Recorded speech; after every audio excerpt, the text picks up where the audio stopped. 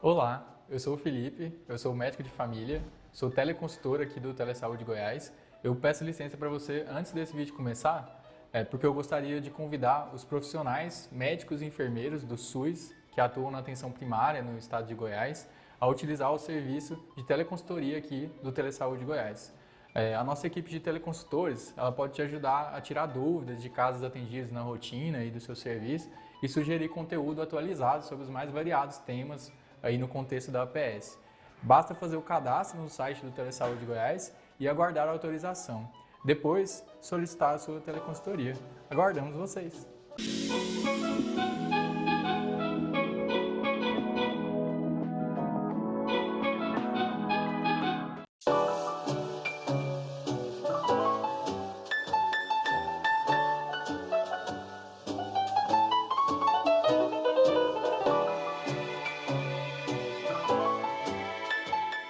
Olá, tudo bem com vocês?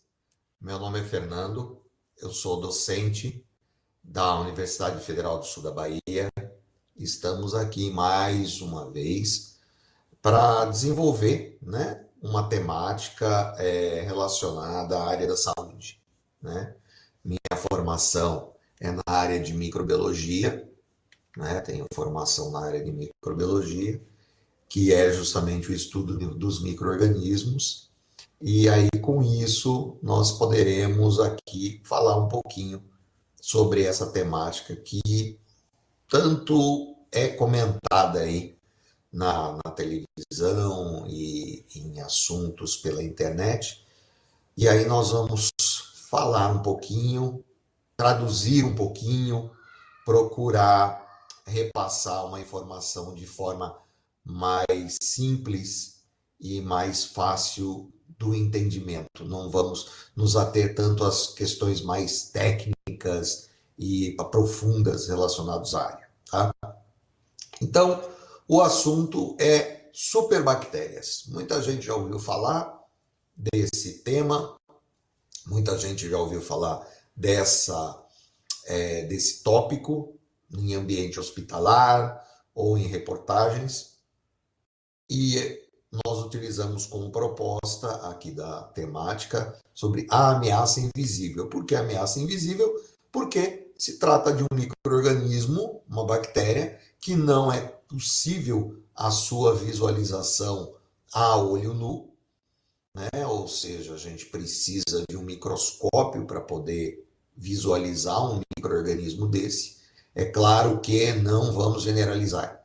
Existem bactérias de um tamanho enorme, poderíamos dizer assim, mas são casos extremamente raros. Se trata de uma ou duas espécies no mundo inteiro, de milhares que existem, e que é possível verificar a olho nu por conta do seu tamanho, que chega perto de 1 milímetro. Tá? Mas são bactérias que não são patogênicas, não causam problema à saúde humana, vivem em altas profundidades no oceano, então são casos de exceção. Aqui a gente está tratando, né, de micro-organismos que estão no nosso dia a dia, no nosso cotidiano e que podem provocar doenças, isso que é o principal. Então, a definição de superbactérias, conforme está aqui no texto, são cepas, ou seja, são tipos de bactérias, né? Cepas, você tem uma espécie e dentro da espécie você tem tipos, subtipos, né? Que a gente pode considerar também como cepas, que desenvolvem resistência a múltiplos antibióticos, tornando-se difíceis de combater e apresentando uma grave ameaça à saúde pública. Seu surgimento e propagação tem preocupado profissionais da área médica de todo mundo. Claro, por quê? Porque você tem, para combater uma bactéria, normalmente nós lançamos mão de um medicamento que comumente é conhecido como um antibiótico. Esse antibiótico, então, ele tem dois tipos principais que poderíamos dizer assim, né? São os antibióticos de amplo espectro. Então, quando a gente fala amplo espectro, é porque ele tem uma capacidade de, o seu modo de ação, agir em diferentes grupos de bactérias, né? Nós sabemos que os principais grupos de bactérias, você tem as bactérias chamadas gram-positivas e as bactérias gram-negativas. Você já deve ter visto isso quando você faz uma leitura, né? Uma leitura na bula de um antibiótico. Ah, esse antibiótico, ele serve tanto para bactéria gram-positiva como para gram-negativa. Se ele tem essa ação, pegando tanto gram-positiva quanto gram-negativa, nós podemos dizer que esse antibiótico é de amplo espectro. Se ele atinge só um determinado grupo, então ele já não é amplo espectro, ele já é um espectro definido. Ele só serve para bactérias gram-positivas, ele só serve para bactérias gram-negativas. Então ele não tem essa capacidade maior, né, uma capacidade ampla. Mas, de qualquer forma, quando você desenvolve uma doença, né, causada por uma infecção bacteriana, normalmente se tem um antibiótico, ou um grupo de antibióticos que podem ser utilizados numa dosagem recomendada para que se haja o processo de morte, né? Você consegue matar o antibiótico ou você consegue impedir que esse antibiótico, matar a bactéria, né? Perdão, ou você consegue impedir que essas bactérias se multipliquem dentro do corpo humano, dando oportunidade para que o próprio indivíduo, né, que está sendo acometido da doença, consiga combatê-la. Tá? Então você tem esses dois tipos também de modo de ação principal, né? Aquele que o antibiótico vem e mata a bactéria, e outro em que o antibiótico vem e mantém a bactéria naquela população, impede que a bactéria se multiplique, e aí, com o número equilibrado de células, o próprio indivíduo, o próprio paciente, consegue, através do seu sistema de defesa, eliminar esses micro-organismos. Então, aqui a gente está mostrando, de uma maneira bem simples, né, os dois principais mecanismos que nós temos aí de uso do antibiótico. Lembrando que eu já estou colocando aqui nessa introdução a questão da uma dose adequada por um período de tempo de uso adequado. E isso seria considerado um dos fatores, né, para que a gente possa, caso não siga esse caminho, gerar justamente esse grupo de super bactérias. Então, o que são? Como essas bactérias ficam? Né? Então, através das mutações genéticas.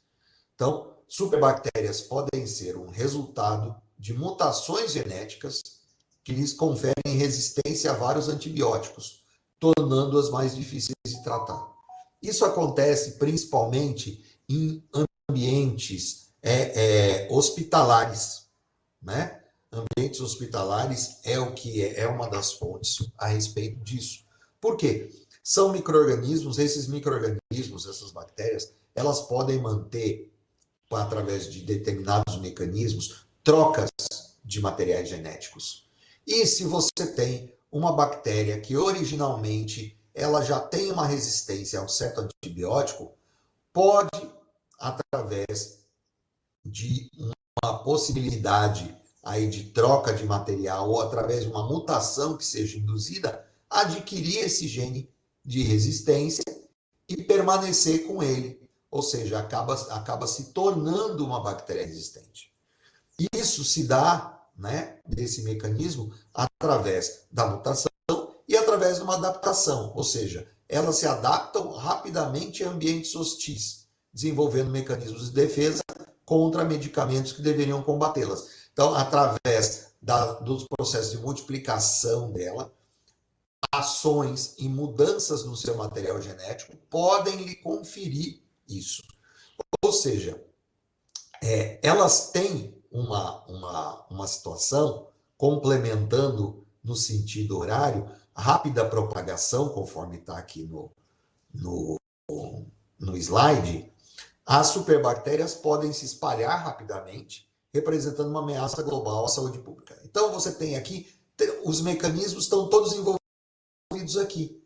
Ou seja, em ambientes hospitalares ou em ambientes gerais na natureza, elas podem ou obter genes ou características de resistência de um outro micro-organismo, e ao adquirir, ela pode ou não se expressar esse gene. Se o gene se expressar de resistência, essa bactéria torna-se resistente.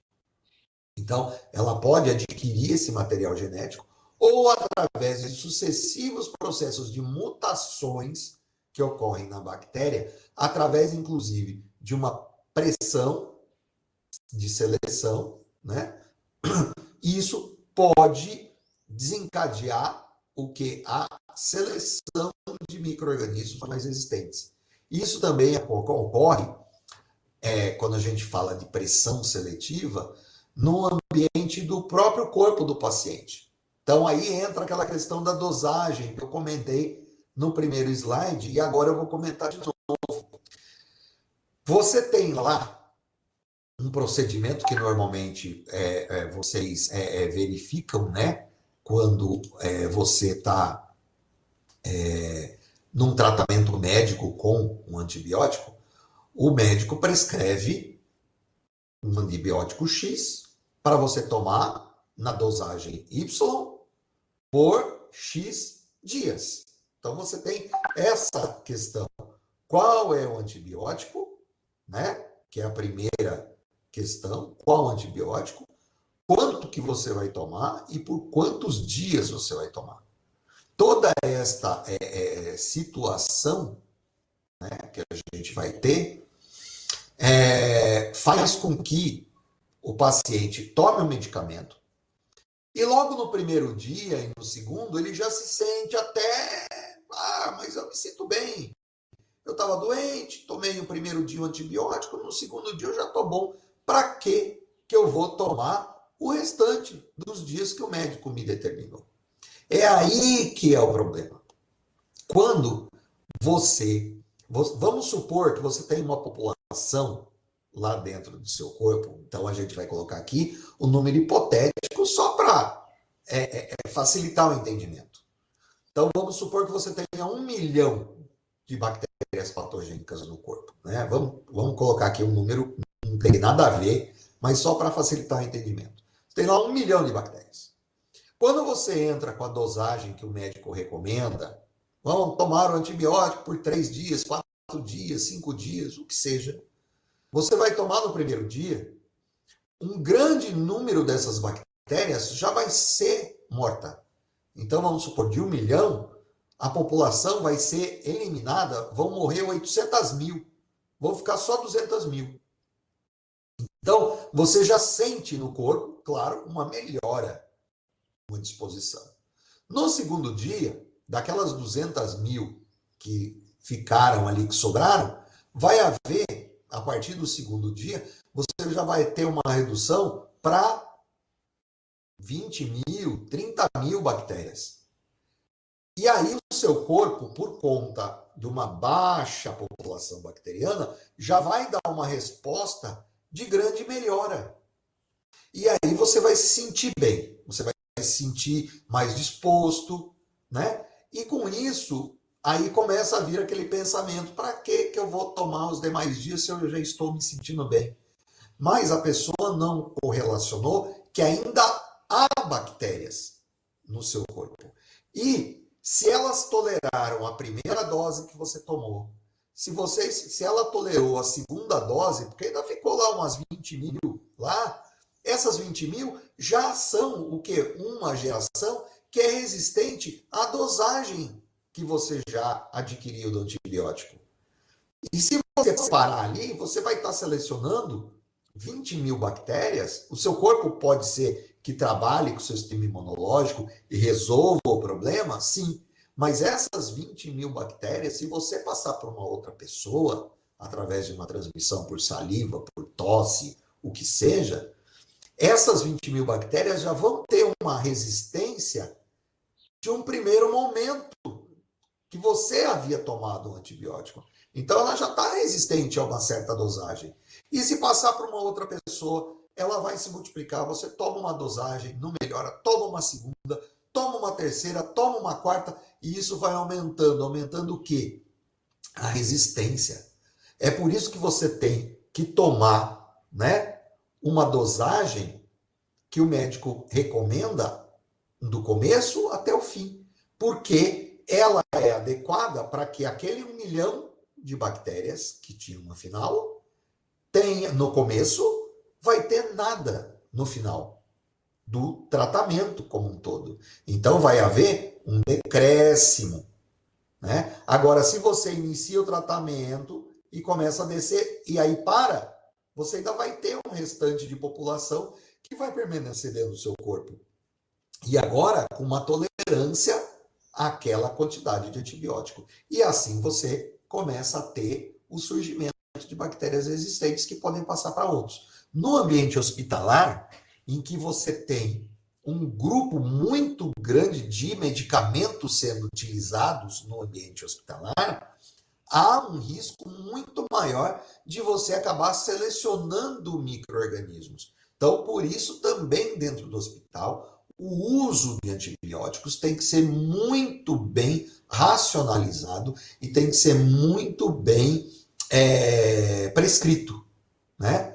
Nós tivemos, inclusive, decisões governamentais, que todos sabem, que até alguns anos atrás, você poderia ir numa farmácia e adquirir antibiótico de uma maneira indiscriminada. Ah, a pessoa está com uma doencinha bacteriana, vou tomar um antibiótico. Daí vai lá na farmácia e comprava. Hoje, você precisa de uma prescrição. E por que mudou tudo isso? Justamente para se evitar que haja situações como essas. O uso indiscriminado, sem um controle de antibióticos, de forma a acabar gerando a formação de superbactérias. E elas têm um potencial letal, porque essa evolução das bactérias, elas representam um risco à saúde, pois as torna capazes de causar infecções graves e depois você não ter opção para o respectivo tratamento. E isso que é um grande problema. Então, esses motivos, né, da geração das bactérias, retomando, o uso indiscriminado de antibióticos, ou seja, o uso excessivo e inadequado, que é aquela não obediência da prescrição médica, tanto em humanos quanto em animais, né, tem acelerado o surgimento dessas variedades, dessas cepas existentes. Mutações genéticas. Então, bactérias, por meio de mutações aleatórias, adquirem novos mecanismos de defesa contra medicamentos, né? Normalmente, inclusive, essas mutações ocorrem através da própria pressão ambiental. E a seleção natural, bactérias resistentes têm vantagem de sobrevivência. Porque, claro, se elas são resistentes, elas conseguem sobreviver muito mais tempo do que uma bactéria que não tem resistência. Então, ela começa a se destacar na população, porque a bactéria não resistente começa a ser eliminada e acaba ficando apenas o grupo de resistentes. Então, elas, a partir do momento que elas prevalecem dentro de uma população, elas se multiplicam, aumentam o seu número e, por consequência, se espalham muito mais rapidamente. E sempre a gente fala a respeito dessas questões, né? Que a gente bate muito na tecla. Então, a principal causa também, o uso excessivo dos antibióticos, como foi dito. O uso indiscriminado dos antibióticos, tanto no ambiente hospitalar quanto na comunidade, é um dos principais fatores. Por isso, é o que foi comentado, a restrição ao acesso a antibióticos pela população foi uma das maneiras encontradas para se impedir, né, o aparecimento, o surgimento de um número maior de cepas do que hoje nós já temos, ok? A higiene inadequada, por quê? A falta de práticas adequadas de higiene e limpeza em hospitais e outras instituições facilita a transmissão. Se você não usa os produtos de limpeza, que são aqueles desinfetantes hospitalares, né? Você vai acabar fazendo o quê? Você tem graus diferentes de desinfetantes, por exemplo, de produtos. Você não pode usar aquele desinfetante que você compra para sua residência, você não pode usar no ambiente hospitalar. Você tem diferentes níveis de produto. Então, um produto de ambiente hospitalar não deve ser utilizado na residência. E o contrário é a mesma coisa. Então, se você usa um produto, um desinfetante no ambiente hospitalar, né, que para que vai servir o desinfetante? Né? O desinfetante vai servir justamente para eliminar essas formas de vida patogênicas. É uma solução desinfetante, feita para matar micro-organismos, né? Então, se você utilizar de uma maneira inadequada, ou se você utilizar um produto não adequado, você vai acabar eliminando as bactérias que são pouco resistentes e vai manter no ambiente as bactérias com maior resistência. E, por consequência, essas bactérias com maior resistência vão se multiplicar, vão se instalar no ambiente, de forma que você vai precisar sempre de uma dosagem muito maior de uso de um produto muito mais concentrado para eliminá-las. Então, essa higiene inadequada que a gente faz, a sanitização, ela tem que ser de uma maneira adequada, de forma que você consiga eliminar todos os grupos de bactérias que estão presentes no ambiente, tá? E por isso que eu repito, um produto recomendado para uso hospitalar não deve ser usado em uso doméstico. Por quê? Porque é mais forte. Pode trazer problemas para a própria saúde de quem habita o ambiente, ok? E a gente, com o desinfetante de uso doméstico sendo utilizado em residências, é o mais adequado. Agora, no ambiente hospitalar, por você já ter micro-organismos com um grau maior de resistência, você tem que utilizar um produto com esta destinação. Por isso, há a necessidade de que a direção de hospitais, né, os diretores de hospitais, os agentes que controlam os hospitais, realizem a compra desses sanitizantes, desses desinfetantes de uma maneira consciente e correta, ok? Porque produtos são extremamente diferentes de uso hospitalar e uso doméstico. Tem que ser comprar e tem que ser adquirido de uma maneira adequada, de forma a evitar esses problemas futuros.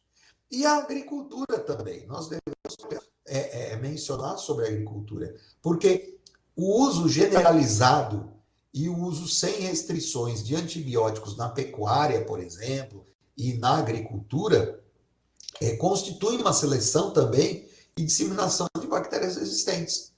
Quando você aplica para certas plantas ornamentais, pode haver o uso de certos antibióticos, porque existem bactérias que são causadoras de doenças em que se usa, né, o antibiótico. E aí você, no uso de uma planta ornamental, não há tanto problema. Por quê? Você aplica, você controla aquela doença bacteriana, e normalmente aquela doença bacteriana, ela não tem a ver com um patógeno humano. Mas se você fizer o uso do antibiótico num produto que depois ele vai ter o consumo humano, o consumo direto mesmo, usar para alimentação, aquele antibiótico pode passar para a planta e depois vai ser ingerida pelo ser humano em doses menores. E com isso você vai fazendo uma seleção, né, dentro do seu próprio corpo de bactérias que são mais resistentes e bactérias que são menos resistentes. Né? Então você elimina as menos resistentes e vai formando uma microbiota mais resistente a antibióticos do que seria o adequado. E da mesma forma, na pecuária, aplicar doses acima do recomendado em animais que servirão para consumo humano posteriormente, não é adequado porque esses antibióticos invariavelmente vão ser transferidos para as pessoas. Então, às vezes você vê até certos comerciais e avisos não isento de antibióticos no produto, até reforçando o fato de que não se usa antibiótico na criação de um determinado animal, né, para que ele seja depois usado para consumo humano. Então, tudo isso faz parte de um processo visando uma eliminação ou visando o impedimento de que surjam novas bactérias resistentes. E qual o impacto dessas superbactérias na saúde pública, uma vez que elas surgem? Nós temos infecções graves, porque superbactérias podem causar infecções hospitalares, principalmente em ambientes hospitalares, e comunitárias, dentro de uma determinada comunidade, de difícil tratamento. Então, você não vai conseguir combatê-las com o tratamento que seria de rotina, um antibiótico que você vai na farmácia e adquire. Então, aí já é um grande problema. Segundo, o aumento de custos. Por que o aumento de custos?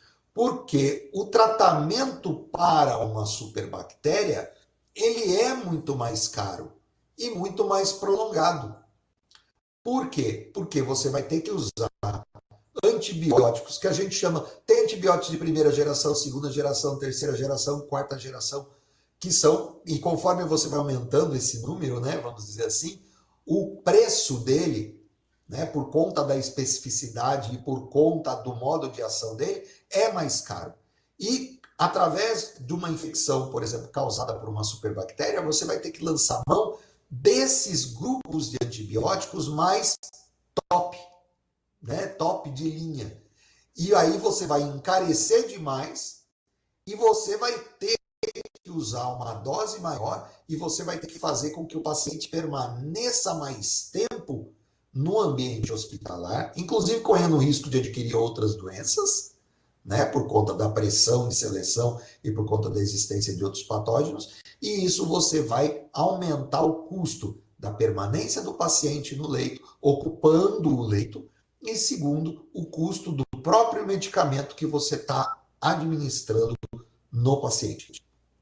Risco de epidemias, porque a disseminação de superbactérias aumenta o risco de surtos de epidemias em hospitais, asilos e comunidades. Por quê? Porque você não consegue tratá-la através do uso de medicamentos mais simples, de antibióticos mais simples. E com isso, você vai ter um espalhamento da doença, abrangendo o maior número de pessoas, tá? Sem que haja um controle inicial daquele paciente zero, digamos assim, porque o medicamento disponível no sistema não é adequado, porque a bactéria já adquiriu resistência. E, claro, a ameaça à medicina moderna, porque procedimentos médicos que são de rotina, como cirurgias, como processos quimioterápicos, que são necessariamente feitos num ambiente hospitalar, eles ficam ameaçados, porque a existência dessas bactérias altamente resistentes no ambiente hospitalar torna, né, de difícil controle no ambiente, lembra que eu falei lá dos desinfetantes, torna de difícil controle e, por conta disso, você pode ter um risco maior de que o paciente seja infectado durante um ato desse no ambiente hospitalar e acabe assim ficando adoecido, e aí todo o custo da manutenção do paciente no hospital com a administração de mais medicamentos específicos podem gerar uma grande ameaça dentro da medicina. O desafio, então, de tratamentos. Bom, nós temos a resistência a antibióticos, que a gente já comentou. Elas desenvolveram, então, o quê? Mecanismos de defesa contra diversos antibióticos, tornando o tratamento mais difícil. Então, o que, que você vai precisar fazer? trabalhar em pesquisa para desenvolver novos medicamentos com novos mecanismos de ação. Então, esse já é um grande desafio de você investir muito para produzir grupos novos de antibióticos, sendo que os atuais poderiam ainda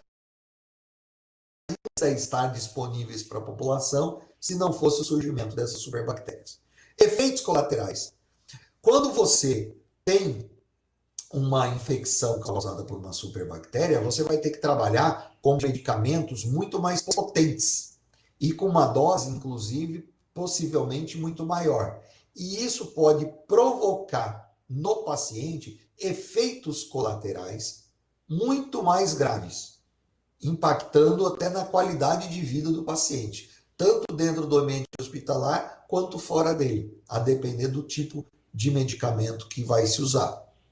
O tempo de tratamento, então, é outra questão, porque o tratamento por infecções por superbactérias é mais longo e você vai requerer um acompanhamento médico intensivo para se chegar ao diagnóstico final informando que a pessoa não possui mais aquela superbactéria que foi tratada. Então, isso é um desafio para você dentro do ambiente hospitalar. E esse custo elevado que se relaciona com a resistência a antibióticos e com efeitos colaterais. Ou seja, você tem que investir pesadamente em pesquisa, não só governamental, mas também através das empresas privadas na área da farmacêutica, né, da indústria farmacêutica, que vai ter que investir pesado, né, para que você consiga desenvolver medicamentos eficazes, eficientes para o tratamento dessas superbactérias. E é claro que uma empresa, por exemplo, farmacêutica, e hoje basicamente o desenvolvimento de medicamentos estão atrelados a grandes empresas farmacêuticas e pouco de pesquisa governamental em cima, a empresa também, claro, vai visar o lucro. E ela vai repassar esse lucro aonde? No custo do medicamento, que o governo, que os hospitais terão que adquirir para tratar de seus pacientes. Então, o custo do tratamento de um paciente acometido por uma superbactéria é extremamente elevado por conta disso. E futuros produtos, futuros medicamentos antibióticos que serão desenvolvidos também terão esse custo extremamente alto por conta do grande investimento e tempo que tem que ser feito para que se demonstre que esse medicamento é realmente eficiente. E aí você tem a estratégia e a prevenção de controle. E a prevenção e controle, como você cuida disso? Normalmente você vai ter que tratar preventivamente, né? Prevenção, né? Isso é o recomendado, é o ideal. Então o uso racional de antibióticos. Então, regular e conscientizar sobre o uso apropriado de antibióticos, tanto em humanos quanto em animais. Uma parte, até o próprio governo e as entidades que regulam a saúde fizeram. Fazendo o quê? Limitando esse acesso indiscriminado que a população tinha ao uso de antibióticos. E agora, o restante é por conta da própria classe médica no tocante ao uso adequado e racional do antibiótico para tratar uma infecção em um paciente. Controle, né, higiene e controle de infecções. Então, implementar medidas rigorosas de limpeza e desinfecção em hospitais e outros ambientes de saúde. E aí entra aquela questão que eu falei, o uso de produtos adequados de forma que o ambiente hospitalar seja sempre um ambiente saudável, ou seja, isento da possibilidade de se selecionar micro-organismos resistentes. E isso se faz não apenas com o uso do medicamento, do agente sanitizante, de um desinfetante. Faz também com monitoramento você desenvolver um monitoramento no ambiente hospitalar através de um setor específico do hospital que faz o controle de infecção hospitalar, que lance mão de um monitoramento, ou seja, de isolamento, de busca de micro-organismos em diferentes ambientes hospitalares, né? Ou seja, faz o isolamento, seleciona, coloca para crescer em meio e verifica o potencial dele de resistência a antibióticos.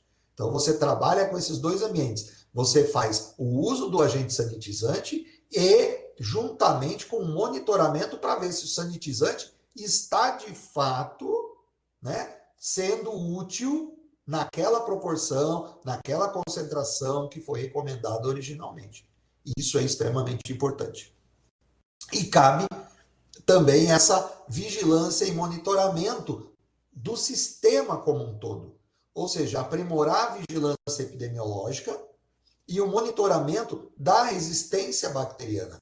Ou seja, cabe aos agentes de saúde, tanto dentro do ambiente hospitalar, quanto do ambiente fora, as secretarias de saúde municipais, estaduais, o Ministério da Saúde, estabelecer um sistema de vigilância de forma que se detecte rapidamente o surgimento de um caso em um determinado hospital e já possa fazer uma intervenção emergencial de forma que se você consiga conter aquele micro-organismo e tratá-lo no ambiente sem que haja uma maior disseminação dele para fora do ambiente hospitalar, fora dos muros, digamos assim, ou internamente no próprio setor identificado. A pesquisa, como a gente coloca, é necessária, ou seja, precisa de um investimento pesado, então, para pesquisa e desenvolvimento de novos antibióticos e terapias alternativas. Essa é uma situação que a ciência tem tratado e tem se debruçado diuturnamente para entender, compreender novos mecanismos que possam ser utilizados no desenvolvimento de medicamentos. Há necessidade hoje de uma colaboração internacional. Isso é muito importante. Uma abordagem global e colaborativa é essencial para celebrar a descoberta de novos medicamentos. Nós vimos isso recentemente na epidemia de Covid. O desenvolvimento, através de uma colaboração internacional, de vacinas que pudessem ser utilizadas em tempo recorde, né? E isso é muito bom, porque essa colaboração internacional abrevia o tempo de desenvolvimento de certos medicamentos, porque não fica na mão apenas de um determinado grupo. Você tem um trabalho em cooperação e, com isso, o conhecimento dos diferentes centros de pesquisa podem se unir em trabalhar em prol do desenvolvimento de um produto mais eficaz. Incentivos governamentais, sim. As políticas públicas e incentivos governamentais podem estimular a inovação dentro dessa área. Ou seja, por exemplo, nós temos órgãos federais no Brasil de fomento à pesquisa. CNPq, CAPES, FINEP, né? Você pode lançar, e as fundações estaduais e fundações municipais de amparo à pesquisa, lançar editais com essa especificidade, com este objetivo específico, incentivando e injetando recursos para que pesquisas possam ser feitas nos laboratórios privados e, principalmente, dentro das instituições públicas, federais, estaduais e municipais, que têm capacidade de pesquisa e possui pessoal com mente e criatividade no sentido de se trabalhar no desenvolvimento desses produtos. E diversidade de soluções, claro, além de novos antibióticos, que são extremamente bem-vindos, você pode usar outras, né, abordagens terapêuticas, claro, desde que comprovadamente, né, válidas para se explorar. É claro que existem, para você chegar a essa abordagem diferente terapêutica, você precisa testar. Não adianta você só dizer, tal coisa cura tal coisa. Você tem que comprovar, né? Através de um indicativo, de um resultado, e através desse resultado você vai ampliar para um outro resultado, você aumenta o número de pessoas envolvidas, né? Então você tem aí simulações. Então não adianta você simplesmente, use tal coisa que vai dar certo. Mas quem disse que vai dar certo? Onde estão os resultados preliminares informando que isso dá certo? Nós temos que ter também, através dessa diversidade de soluções, tem que ter uma consciência científica de forma a não aceitar qualquer método e qualquer tratamento que se põe, ainda mais hoje num espalhamento de uma rede mundial como essa de computadores, né, através desses aplicativos hoje de socialização, a gente não pode simplesmente acreditar em todas as coisas que são colocadas. Algumas são colocadas de maneira a prejudicar os demais. E outras são colocadas sem o mínimo de conhecimento científico e simplesmente se tornam ali, através de um espalhamento, começa a se difundir e quando você vê, é um enorme universo de pessoas que acreditam num certo um certo uso de um medicamento, sendo que ele nunca foi testado ou se foi testado, não houve resultados adequados, tá? Então a gente sempre faz esse alerta, né, para que as pessoas tomem muito cuidado e se certifiquem realmente do que chega, principalmente do ponto de vista de medicamento. E nunca utilizar aquele negócio, o meu vizinho tomou e deu certo, então eu vou tomar também, tá? Porque cada indivíduo tem uma resposta diferente. Se ele foi ao médico e o médico receitou o antibiótico X durante X dias na dosagem X, isso é para ele, indivíduo, o João lá da esquina, e não para você, ok? Então você tem uma resposta diferente do outro indivíduo e, portanto, o que ele utilizou não é o que você provavelmente poderia utilizar. Perdão. E qual é o papel? A gente falou das empresas, do governo, né? E qual é o papel da sociedade, então, nesse combate? Primeiro, conscientização pública. Então, importante informar e educar a população sobre a ameaça das superbactérias e a necessidade de usar antibiótico de forma consciente. Você pode ter a receita para ir a uma farmácia e adquirir o antibiótico, mas que você tome de forma consciente e conforme a prescrição. Não faça uso de uma maneira inadequada. Tomei primeiro dia, me senti um pouco melhor. Tomei segundo dia, já estou bom. Beleza, o médico mandou tomar 5 dias? Mas no segundo dia eu já estou bom. Na verdade, conforme eu expliquei lá no comecinho dessa explanação aqui, a população bacteriana ali, você só está começando a fazer o início de um processo de seleção de resistência. Você precisa tomar todo o tratamento para que você consiga eliminar todas as bactérias. Mudança de hábitos. A adoção de práticas de higiene e saneamento básico pela sociedade também é crucial. Por quê? Porque através do saneamento básico, você não entra mais em contato com a rede de esgoto, você não fica mais exposto. E a rede de esgoto doméstico é uma rede em que as pessoas eliminam, né, em suas fezes, por exemplo, patógenos. Podem eliminar patógenos de difícil controle.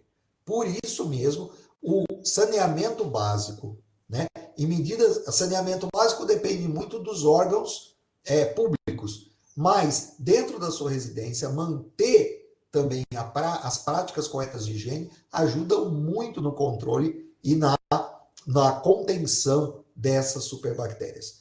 E a pressão política, claro, cidadãos unidos conseguem pressionar governos, autoridades políticos na área de saúde para implementar políticas e investimentos efetivos de combate a essas superbactérias. E esse papel da população é extremamente importante. Infelizmente, nós não temos uma disseminação de informação sobre a importância de se investir nessa área para combate às superbactérias, de forma que a população informada disso se manifeste e pressione as entidades governamentais.